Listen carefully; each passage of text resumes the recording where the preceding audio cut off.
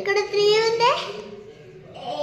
1 2 3 1 2 3 కదా.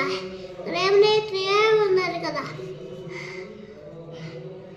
4 5 6 ఇక్కడ 2 ఉందా లేదా? ఉన్నది కదా.